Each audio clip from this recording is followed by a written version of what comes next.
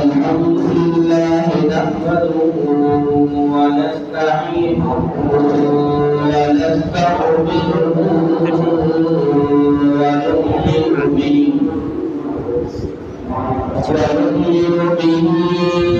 ونتوكل عليه ونعوذ بالله من شرور أنفسنا ومن سيئات أعمالنا من يهده الله فلا مضل له ومن يضلله فلا هادي له ونشهد أن لا إله إلا الله وحده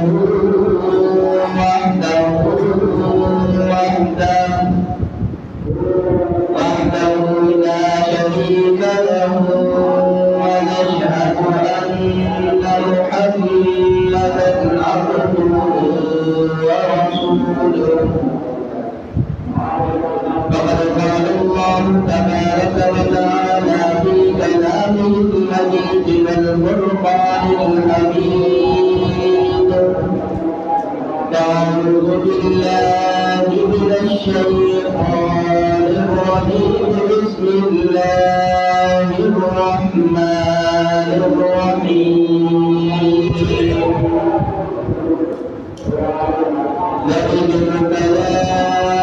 إبراهيم مكانه بالبيت آمنت بالله صدق الله العظيم وصدق رسوله النبي الأمي الكريم ونحن على ذلك لمن الشاهدين والشاكرين والحمد لله رب العالمين.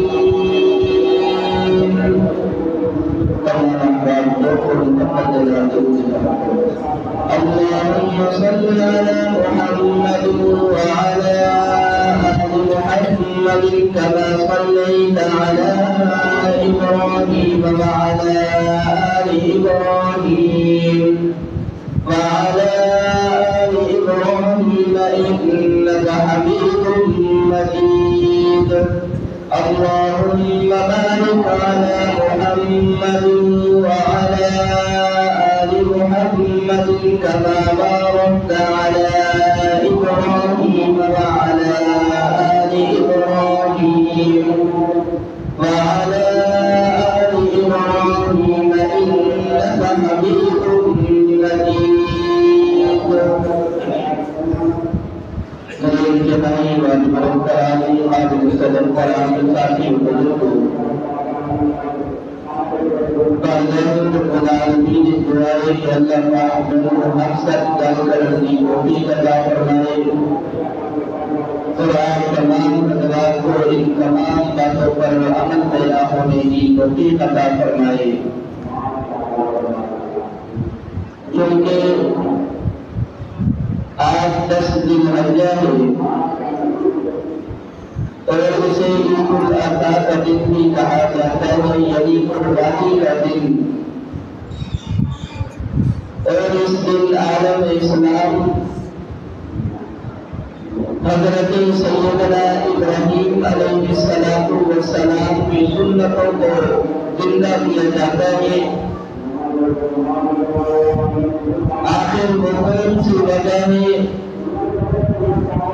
कि जिस वजह से अल्लाह ताला ने हमें कुर्बानी का हुक्म दिया है। हज़रत इब्राहीम अलैहिस्सलातु वस्सलाम की अदा,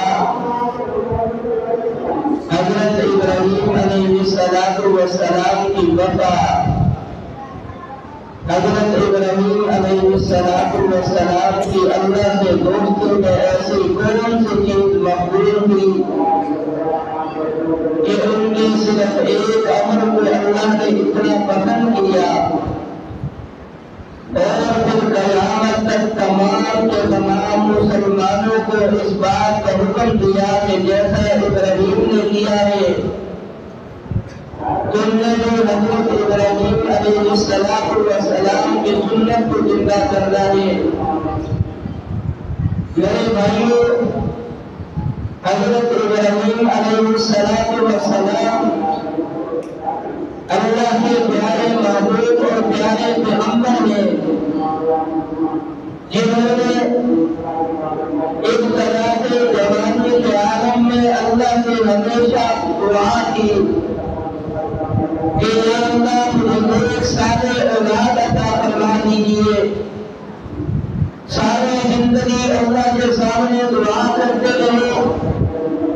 پھر آخر ایک وقت آیا جب حضرت ابراہیم علیہ السلام کی عمر بڑھاپے کے قریب پہنچ چکی تھی اور خود بھی بوڑھے ہو گئے اور بیٹے محترمہ حضرت بی بی ہاجرہ بھی بوڑھی ہو گئی، اور اس صورت میں اللہ تعالیٰ کی جانب سے یہ حکم ہوا کہ اے ابراہیم ہم آپ کو اولاد عطا کرنے لگے گے۔ حضرت ابراہیم نے سوچا کہ ساری زندگی اللہ کے سامنے دعا مانگتا رہا ہوں، اب میری وہ جوانی نہیں رہی، میرے اندر وہ طاقت نہیں رہی، میرے اندر وہ قوت نہیں رہی، اور اللہ تعالیٰ نے اب آ کر میری دعا کو قبول کیا ہے۔ حضرت ابراہیم نے پریشانی کے عالم میں اللہ سے سوال کیا، یا اللہ یہ کون سی عمر ہے اولاد عطا کرنے کی؟ اللہ تعالیٰ نے یہاں مسلمانوں کا عقیدہ بنانے کے لیے حضرت ابراہیم علیہ السلام کو یہ بات سمجھا دی